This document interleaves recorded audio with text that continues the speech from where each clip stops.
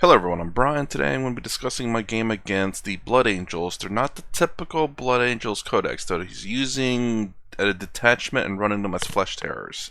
So this is the deployment. They have 3 squads there. These are mine. So we have the Cold Star with 4 Cyclic. We have the Crisis units with a shield generator, 2 shield drones, and 3 Cyclics. These are in reserve, Deep Strike and reserves. We have the Death Company over here. I think we have another Death Company as well over here, and also a Jump Pack Infantry squad. We have the Brutalis loaned from the Ultramarines. These are Flesh Terrors. They had to borrow that. And this is the, I forget what the Redemptor Dreadnought. And then we have your typical, I believe these are just regular intercessors so that they're sticky. And you have a Blade Guard veterans over here with, I believe, a character in it as well. So I'm not very familiar with Blood Angels at this time. So these are substitution for my the Kroot Stalkers, I believe there are. It's a 12-man squad. You have the leader, you have the specialist, 2 specialist guns, and you also have 2 Kroot Hounds with them. I just don't have the models yet prepared, so I'm just using these as a substitute to represent them because I kind of like this team, I think. And 2 Sky Race as well.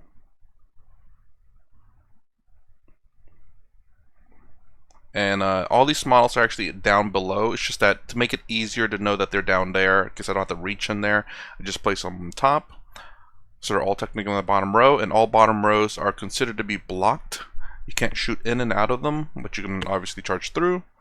Again, another kill stalkers, I believe that's what they're called. Let me see if I can find that, if I already killed it. Kroot Far Stalkers, that's what they're called. And then of course I have 2 ghost kills. The red dice represents my deployment.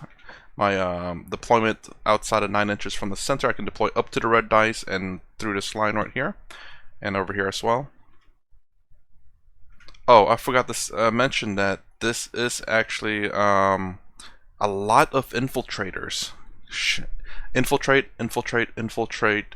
So the only thing that doesn't infiltrate in this team is the crisis unit. Oh, and this crisis unit is 3 missile pods and a shield generator. Ethereal on a hover drone with a gun drone and a shield drone. The reason for the gun drone, so he can advance and perform an action for action purposes. So the only thing that doesn't infiltrate is the crisis unit with the Cold Star commander, but they're in deep strike. These things these things infiltrate. The Tetras stealth suits infiltrate. The reason why I went with this particular Kroot, I think they're 15 points more expensive, but they infiltrate as well. So I can already have them starting off on an objective. She infiltrates, Shadow Sun, Ghost Kills infiltrate. There's a lot of infiltration in this team. There's not very many things that start in that has to start in the deployment zone. Like you see the Ghost Kill over here and another Farstalker team. Alright. So I think I was noting that I've killed 1 model here and 1 model here with the Ghost Kill over here to this spot. I could see it, and then my Ghost Kill over there into that spot. I stretched it out like this. The Kroot Hounds have 0 OC, but the point of it is just in case I drew something that allowed me to perform an action. I think we'll see in the middle. I think I probably did. So I'm not worried about contesting it, but it's more along the lines of being able to perform an action on it. And then if they get shot, I can remove these models that are exposed and keep the rest of the squad alive. So not much has happened. I'm just blocking this back way from those, I forgot what they're called, but they can deploy within 3 inches, which is kind of crazy. Now models are going to be, except for these ones, representative of where they are. She has infiltrate, so she has lone operative, so she's actually on the 2nd floor, I believe, or maybe down here. So again, not too much movement on my turn 1. Some actions were performed with my Ghost Kills, you can see right here where my Ghost Kill could see that 1 model over there. Pretty poor shots on my part because no supports. So, oh yeah, that's right. I had cleanse. That's the reason why I drug them out like that and put the hounds in threat range so that if they get shot, I can remove them so the unit doesn't get charged. And I bring it down, which I couldn't do on turn 1. You can see my opponent obviously wanted to bring it down and engage on all fronts. I'm hiding who won, and you can see this is November 20th of 2023. So it's been a while. So he ended up moving over here, and I call this the ritual because you see them line up in the pentagram here. So all these models are actually on the bottom floor, just to make it easier to know where they're at and to see. So he shot at these guys and enough to get rid of majority of my units that were exposed. Now he owns this territory. They're battle shocked, that's what the token represents. So he had nothing really to shoot at besides those Kroot hounds over there. These are on the bottom floor. I call them cowards because they were, he was thinking about charging my Farstalkers over here, which were technically bait. So they can hold objectives, they can get into melee bait, and they're sacrificial in some sense. Because if we go back to right here, this squad is ready to hop up on these levels and blast over this way. That's the reason why I kind of lined them up this edge over here, so it forces them to come out and to fight them and hopefully to survive so that they cannot back into the building. Usually I don't think they can, that they go to the objective itself. So that's the reason why they're out here as kind of bait, and he didn't take the bait.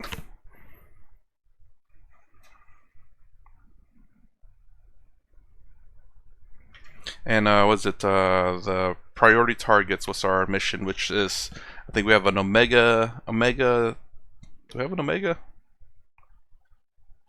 I forget. Anyways, priority missions was the primary objective. I can't remember. It's been a little bit, but you can see the points and I guess look up the missions a little bit.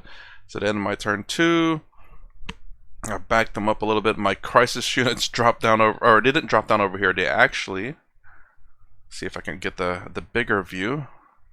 Okay, so I had Skyrays. You see the Redemptor and the Brutalis over here. They no longer exist. Right over here and right over here, they're gone. So Skyrays took out one of the Dreadnoughts, and then my crisis units was over here, took out this Dreadnought and backed up.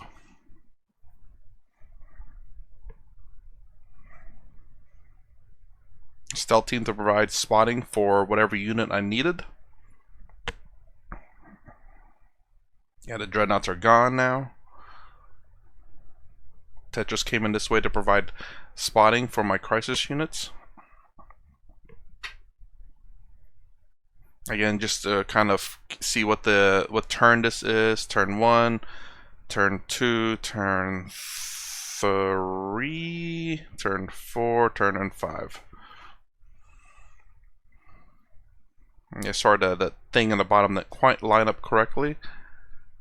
So I won't say accidentally. I don't know. The biggest thing for me is that I don't know opponents' teams very well. So I just play. I figure out the hard way of what I need to shoot and kill. So his Death Company moved over here in advance and charged into my crisis unit. So I should have overwatched the Death Company instead of the this unit over here, which is the I guess they're just the Jump Intercessors, the new models, which was quite devastating. Clearly, it looks like my Cold Star and one model left after that.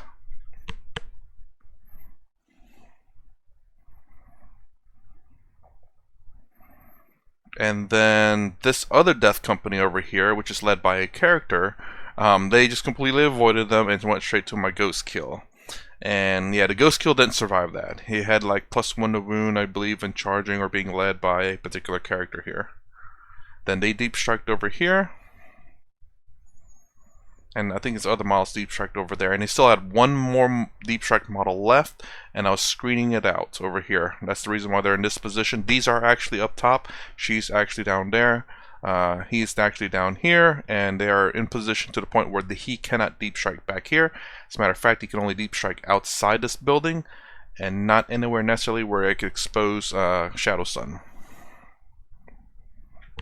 And again, this is just the points so that you can see as the progression goes. I kind of really like this build that I have. Still has to be refined, but it's very much able to contest early on because of the Far Stalkers.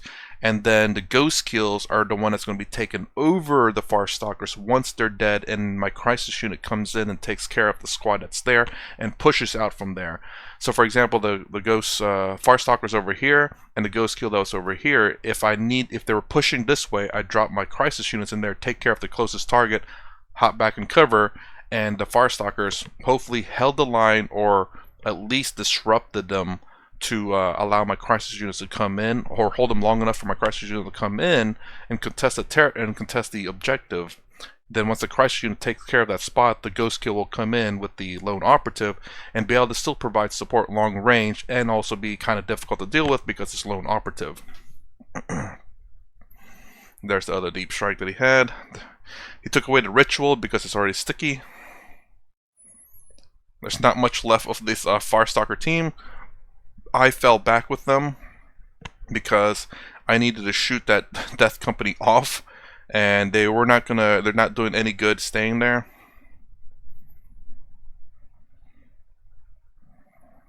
So now that he deep strike the last of his, I believe the last of his units, I was able to kind of spread out a little bit so that I don't have to worry about him deep striking anymore. Again, Skyray there.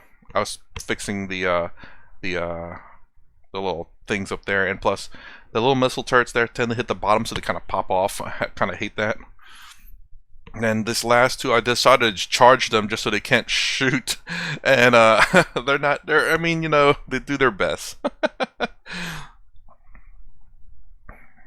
So he has his Blade Guard and Assault Intercessors, and the Blade Guard Veteran Squad over here holding that middle objective. I am barely touching that middle objective there because I'm fearful of their charge. I don't know if they can take him out or not, but the Death Company certainly did. So again, still over there. I'm still over here. He has not done much because he's trying to hold for points. He ended up wiping out that squad because he has bolters. I turn him to face this way to try to handle any threats that's coming this way, but I see some delicious targets over there.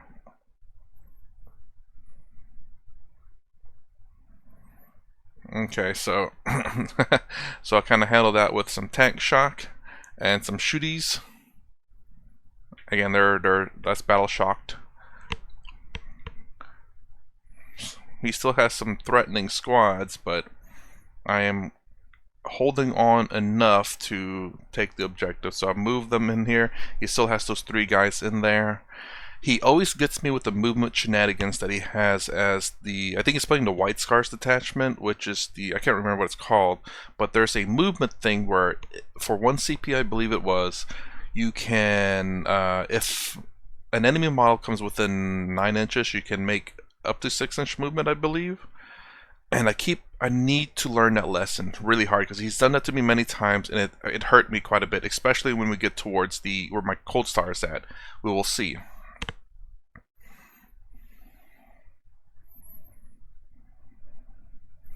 And right there, he finally got the Ritual Squad over there, and the Blade Guard is still right at the very tip of that thing. So he got into combat with them. This guy only has 1 wound left. Poor dude. And you'll see what happens on my turn. Got 1 guy left. I will take care of him. And he has another squad right behind there. I forgot about it.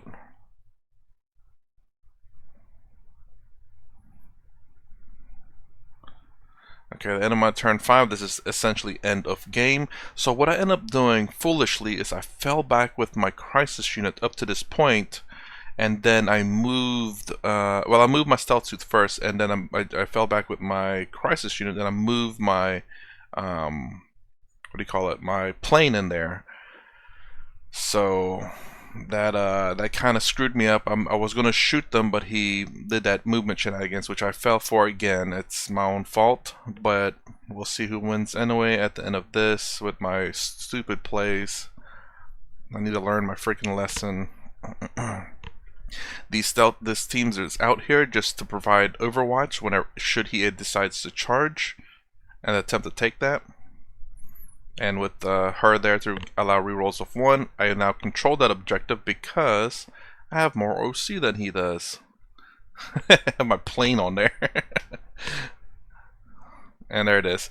So that's essentially end of game right there. I beat him by 3 points. There's one turn that I did not score any on my secondaries because I could not capture enemy outposts, and I was in bad position for storm hostile objectives. I was scoring fairly decent, but I was extremely lacking. We even did a... he said he think he could have won if he had made that charge in the middle of the field here. Let's rewind back. Where is that middle of the field? Okay, so right here. He was thinking about bringing his Blade Guard veteran out, then making the charge and getting rid of my Ghost Kill here. And but we said, you know what, this is the final game, this is how you played it out, but let's see what happens if you did it this way, if you would have won. And the best he could have done was tie. So if you remove this model, that's how we came up. I can't remember. Again, this was November 20th, and I am making this recording on the December 12th, which I know it took me forever to put this out. Been busy. But yeah, so even with that charge, it would have came out to a tie. And what was the endgame score? It was by 3 points for some weird reason. How it became a tie, I'm not sure. But yes. Because I think he would have scored... Oh, I think by destroying that model, he would have gotten 3 points for it because it has more than 10 wounds. So killing a vehicle is 2 points, and then more than 10 wounds is 1 additional point. And by killing that, he would have done it. I hold more objectives than he does, I believe. So him gathering that objective would have changed the primary score. 25-25 for some odd reason, but it would have came with a tie had he destroyed the model. I can't remember. Even then, I think we said, okay, go ahead and pass, and could you have destroyed the model? And I don't think he did. I can't remember. But yes, anyways, I really like this team. Again, at the very beginning is the Farstalker Kroots.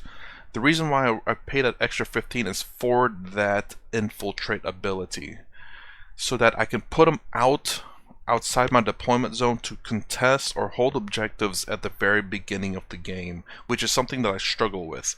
They are kind of a throwaway unit, but at the same time they kind of push my enemies to come out a little bit to expose themselves. Like over here, that Farstalker team didn't took a while before they died because I was covering them with my Crisis unit over here with the missile pods. I would have blew them away had he charged, and any surviving Farstalker teams over here would have then just taken that objective back, and then he would have lost a squad, and I hold that objective. Over here would have been a bit of a different story, but I'd be pushing this way, which I did. You can clearly see that in one of these games, or one of these turns. Where is it at? There you go. I then decided, once I dropped here, shot off that Dreadnought, moved back, got his Death Company still in here because he had advanced in charge. I got rid of that Death Company. I started pushing with my Crisis, what's left of my Crisis units, because I overwatched the not Death Company, but the Jump Pack Infantry one, Jump Assault Intercessors. I don't know what they're called.